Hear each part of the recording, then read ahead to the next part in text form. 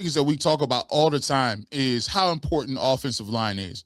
And when you look at the Cleveland Browns, people say that the offensive line is bad, but they very rarely dive into the numbers. What I did is I took some time to go over not only this year's numbers in terms of the pass grades, the run grades, the pass blocking, as well as the receiver grades. What I did is I went back a couple of years, right? I wanted to go back to last year because this is 2 years under Kevin Stefanski, in which the Cleveland Browns had a very, very bad offensive line play as well as bad receiver play.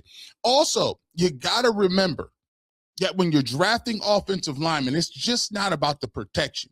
It's just not about the protection scheme of whether or not they're keeping the quarterback upright. It's the fact that you got young players like Quinshon Judkins who also benefit from run blocking grades and run grades if you have a really good offensive line that can do both of those things. So, and when you upgrade your offensive line, you upgrade it in 2 areas. It gives you a better evaluation tool on your quarterback, whether or not you give him enough time to throw the ball. It also gives you an opportunity to have receivers that get downfield, that can stretch the field because you've given them more time. And also, you're going to have a better effective run game and have your run game look a lot better with Quinshon Judkins, who's also a young player. Let's start this off by taking a look at 2024, right?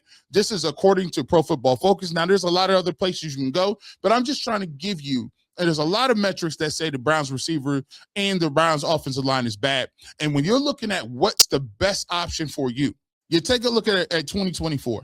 These are the Cleveland Browns run grades. Now, run grades have to do with what the running backs are doing as well as the offensive line in tandem, right? So you look at the Cleveland Browns run grades, and you take a look at exactly what they're doing, and run grades are highlighted right there in the middle of your screen. The Cleveland Browns were 3-14 last year, and they were ninth in the league, ninth worst in the league in run grades. So that puts them at the bottom third of the league in terms of running. Now, actually, last year they were at 74.8 in terms of their run grade.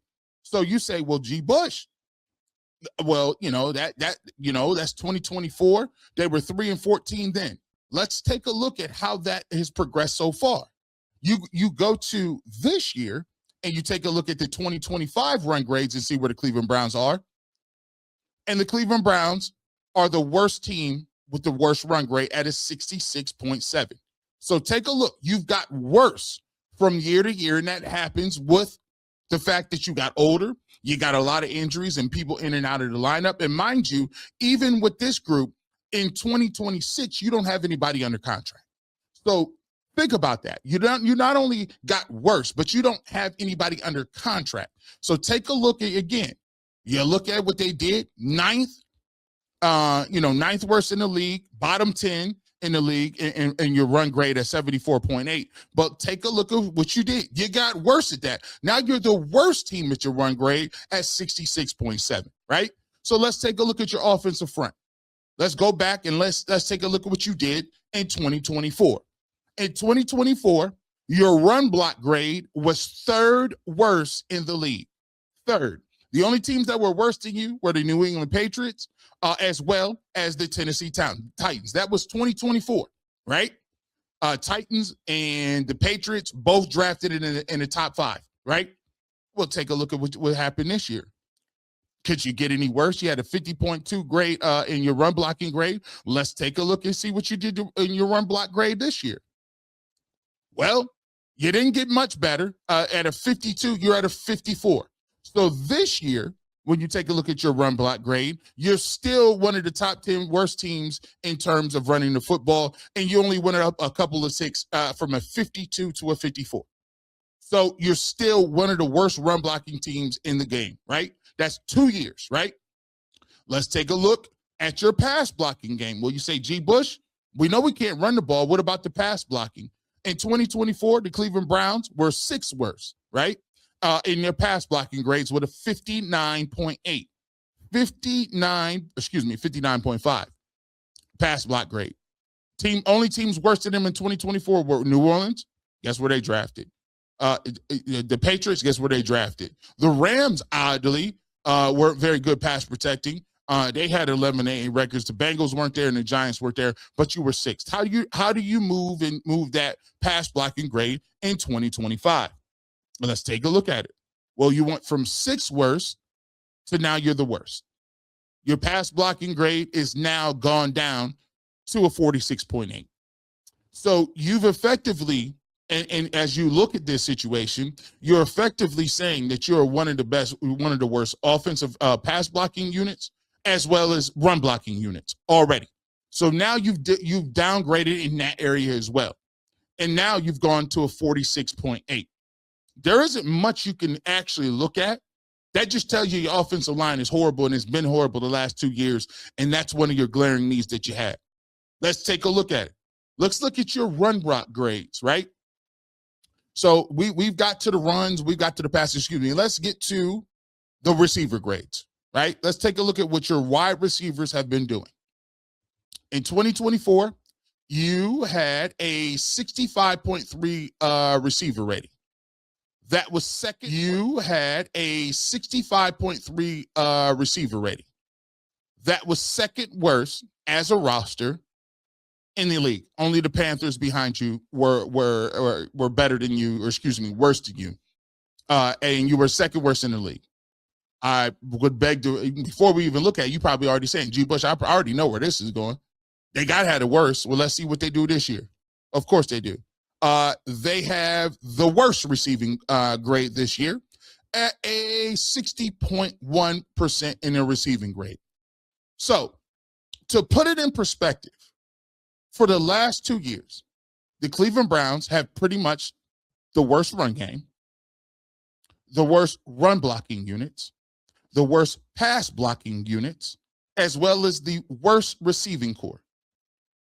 There's a couple of things that we look at in this list, and you say, what was their record last year? 3-14. What was their record this year? It's 3-11. You take a look at what they're doing so far, and you take a look at what they got coming up on their schedule. They got the Bills coming up, they got the Steelers coming up, and they got the Bengals coming up. There's a good chance that you go again 3-14 back-to-back years. It's no coincidence, people, that your offensive line and your receiving cores have consistently been the worst in the league. When you are looking to try to say, I am going to draft a quarterback, it's insanity. Because if you look at those statistics and you say, what's the common denominator?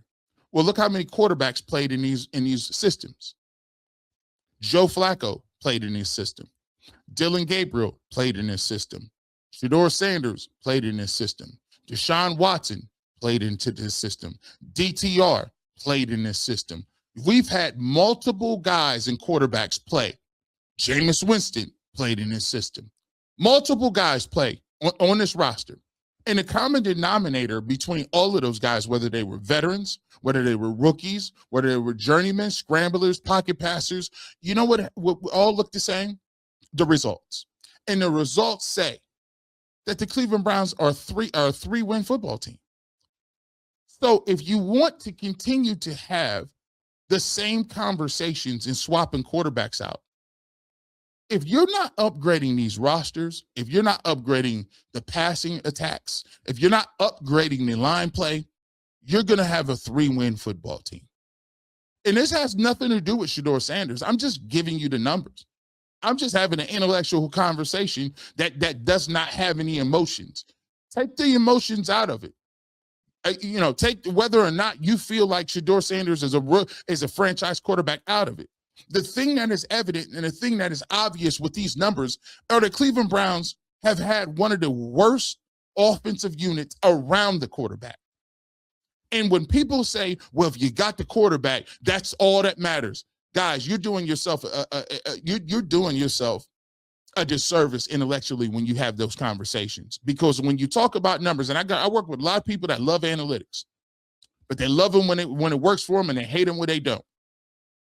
And right now, one of the conversations that I'm trying to have and conversations that I argue and throw it out to you is, if you go draft whoever quarterback you want, and you're going to have a worse offensive line next year, and it's going to take the picks that you need in the first round to bolster your offense, bolster your team, and you're going to take those to draft another quarterback.